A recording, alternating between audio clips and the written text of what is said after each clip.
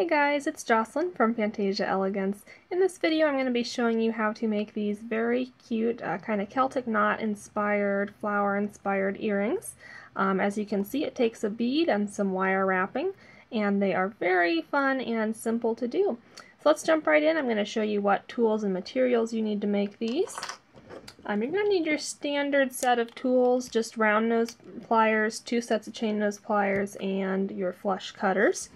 You'll also want a ruler to measure out your wire, and optional but recommended is to actually have a jeweler's bench block and hammer as well. That is optional, it just helps to make things look a little bit more finished for you. As far as wire goes with this design, I'm going to be using 21 gauge round dead soft wire. I do get all my wires from riogrande.com. Everyone always asks me that. You can really use any type of wire you like as long as you're able to fit two strands of it through your bead hole. And speaking of beads, let's take a look at what you'll need for that. You will need 2 beads, anywhere from about 8 to 14 millimeters wide. I believe these are just about 10 millimeters, so 1 centimeter in diameter. And you will need 2 of those, and you want them to be center drilled. You want them to have a fairly large hole again so that you can actually put 2 strands of wire through here comfortably. So let's go ahead and get started.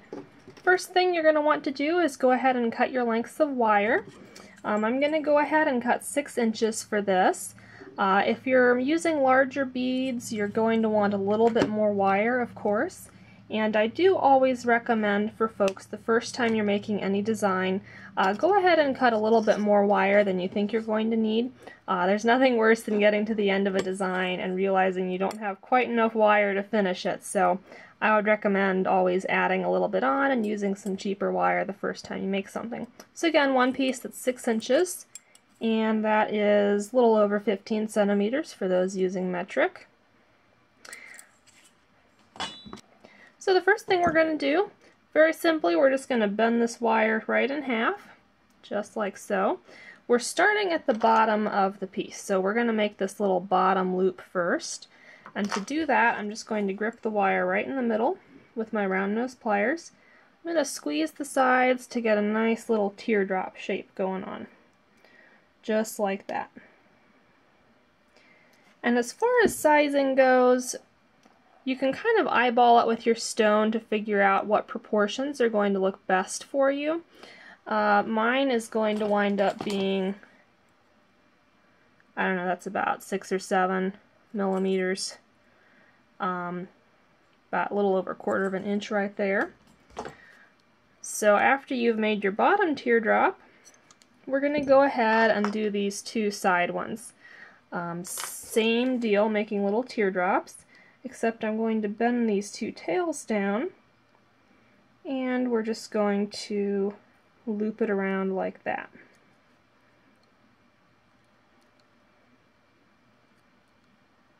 There we go. And you can see here, since I had, it just looks nicer if it's sort of flat, so I went ahead and took that wire back behind rather than over top of the first bend we made, if you can see what I'm talking about there. And then similarly for this one, I'm actually going to loop it around on the top like that, just so that everything nests together nicely and you only have 2 thicknesses of wire looking at it this direction, if that makes sense. So now what we're going to do is make sure everything's symmetrical here. You want to make sure each little teardrop is the right size and shape at this point. So I'm going to do a little bit of tweaking there. And I think I'm actually going to make my side ones not stick out quite so much. So I'm just going to turn those in a little bit. There we go, I'm liking that. And this is a good point to go ahead and hammer this part out if you want to do that. So I'm just going to real quick pull my bench block over, take out my hammer, and I'm just going to lightly hammer. I'm going to be focusing on the ends of each petal rather than where all the wires cross over each other. I'm going to go ahead and mute this so you guys don't get deafened.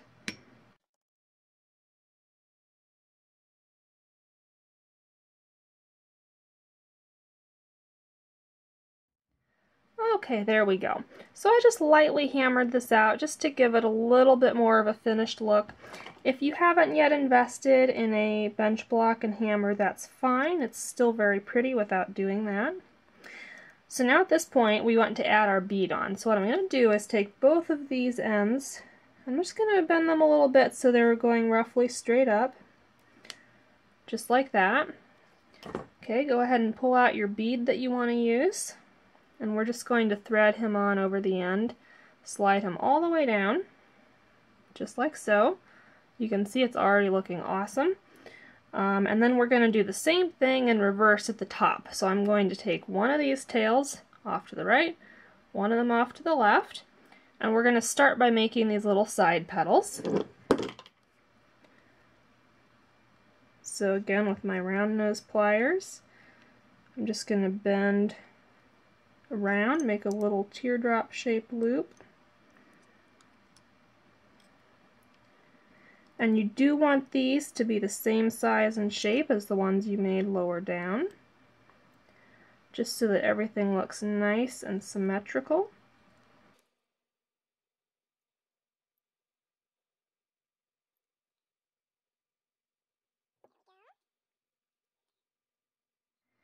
And I find that anytime I need to tweak something, like straightening it out a little bit, swapping over to your chain nose pliers often works a little bit better for that. Okay, so that isn't looking quite right. I'm just going to do a little bit more, another little tweak here. There we go, I'm liking that a lot better. So now we're going to take these two ends and we're actually going to use them to create a top loop that we're going to wrap at the very top, as you can see here. So to accomplish that, I'm just going to kind of bend them into the general shape I want, and each tail is going to do 1/2.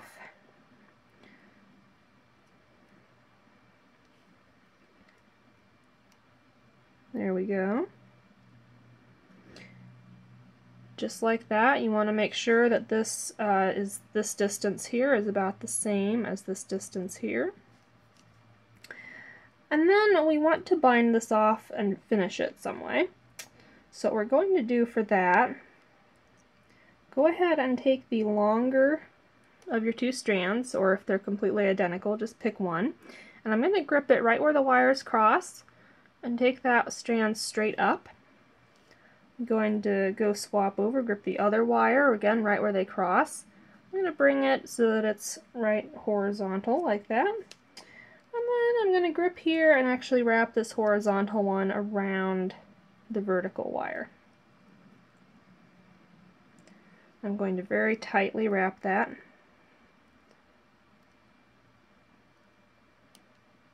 Just like so. After I have about 2 wraps on there, as seen from the front, I'm going to go ahead and, ooh, sorry for the noise, I'm going to go ahead and snip him off so that the end is facing the back. Go ahead and snug that down with your chain nose pliers. And now for this vertical piece, we're going to make a little loop so that you can hang an ear wire on there.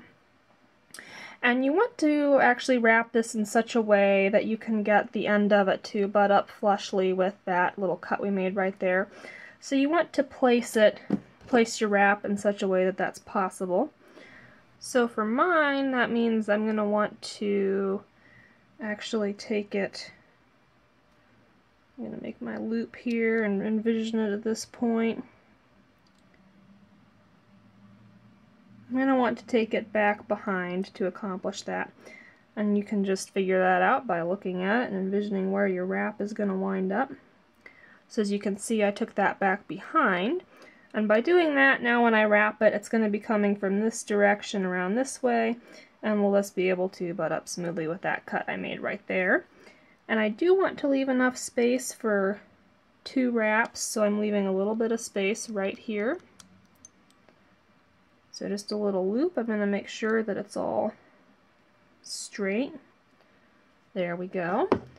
Switching back to chain nose pliers, I'm just going to wrap this little end very tightly around the base here. And again, you may want a second pair of chain nose pliers so you can hold with one and grab the end with the other.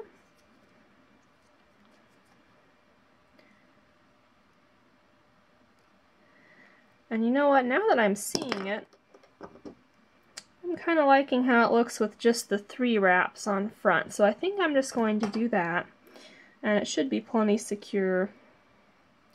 So at this point you want to go ahead and snip this off just where it's meeting your previous cut so that you can make it all meet up and not have too many obvious wire ends going on.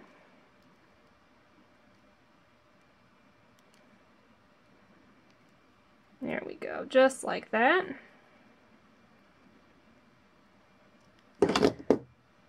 And now I'm going to carefully hammer out this top bit just to make it match what we did earlier. You do want to be very careful hammering this part. You don't want to hammer your coil too much. That could make it break. Let me zoom in a little bit so you can kind of see what's going on down here. So what I'm going to do is really position this at the corner of my block and just kind of gently hammer it without getting too close to either the bead, because that could break it, or to any of the wires that are crossing.